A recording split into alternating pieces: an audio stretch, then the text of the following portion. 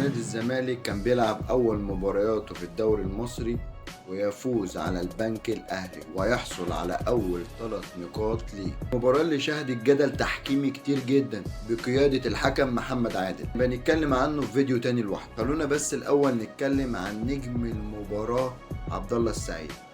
عبد الله السعيد يا جماعة رمانة ميزان نادي الزمالك دلوقتي.